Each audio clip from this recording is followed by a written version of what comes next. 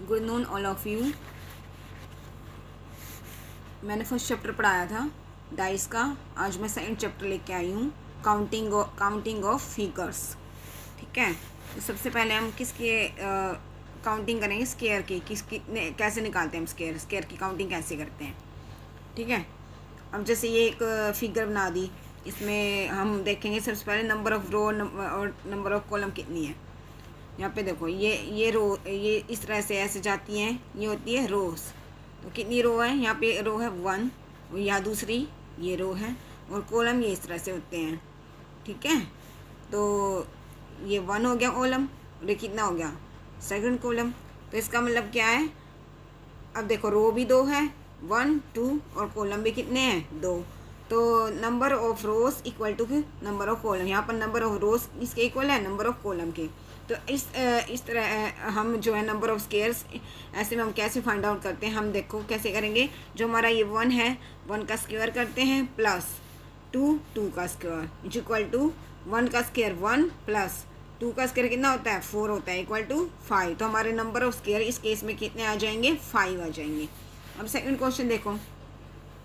Second question में देखो कितनी रो दे रखी है, ये देखो ये वाली रो कितनी दे रखी है, 1 रो, ये सेकंड रो, ये थर्ड रो, और कॉलम कितने दे रखे हैं 1 2 और ये 3। तो इस केस में भी नंबर और रो इक्वल टू कितने है, नंबर ऑफ कॉलम। तो नंबर ऑफ स्क्वायर हम किस तरह से फाइंड आउट करेंगे, 1 का स्क्वायर प्लस 2 का स्क्वायर प्लस 3 का स्क्वायर। तो 1 का स्क्वायर कितना होगा 1, 2 का स्क्वायर 4, 3 का स्क्वायर 9, ऐड कर देंगे सभी को, कितना आ जाएगा 14। तो ऐसे इस तरह की फिगर में हमारे जो नंबर ऑफ स्क्वायर हैं वो 14 है। नेक्स्ट क्वेश्चन देखो। नेक्स्ट क्वेश्चन में कितने हैं, देखो हम काउंट करेंगे कितनी हमारी नंबर ऑफ रोज है। नंबर ऑफ रोज कितने, 1 है, ये सेकंड रो है हमारी, और ये कौन सी रो है, थर्ड, और ये रो कौन सी है, फोर्थ। ऐसे ही कॉलम देखेंगे, कॉलम कितने हैं 1, ये 2, ये कौन सा है 3, और ये कितना कॉलम है 4। तो यहाँ पर number of rows equal to क्या है, नंबर ऑफ कॉलम। तो इसमें हम नंबर ऑफ स्क्वायर कैसे फाइंड आउट करेंगे, ये 1 का स्क्वायर प्लस 2 का स्क्वायर प्लस 3 का स्क्वायर प्लस 4 का स्क्वायर। ठीक है, 1 का स्क्वायर प्लस 2 का स्क्वायर प्लस 3 का स्क्वायर प्लस 4 का स्क्वायर।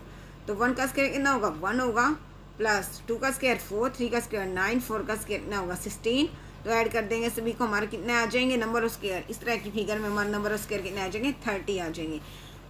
ये तो मैंने वैसा मेथड पढ़ाया, इसका एक फॉर्मूला भी होता है। अगर हम फॉर्मूले से करना चाहें नंबर ऑफ स्क्वायर कैलकुलेट, तो हम कैसे करेंगे, इसका फॉर्मूला होता है summation of n square is equal to n into n plus 1 into 2n plus 1 divide by 6।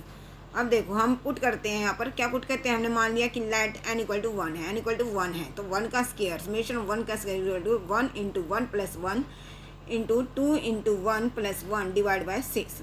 तो 1 प्लस 1 कितना हो गया 2, 2 इंटू 1 2 प्लस 1 3 डिवाइड बाय 6।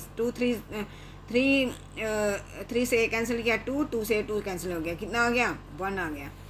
इसी तरह से अगर हम लेट मान के चलते हैं n इक्वल टू 2 है, n इक्वल टू 2 रखते हैं, तो समेशन ऑफ 2 का स्क्वायर इज इक्वल टू, यहाँ n की वैल्यू कितनी है 2 इंटू में 2 plus 1 into 2 plus 1 divide by 6। तो 2 प्लस 1 कितना हो गया 3, 2 ज़ा 4 प्लस 1 5 डिवाइड बाय 6।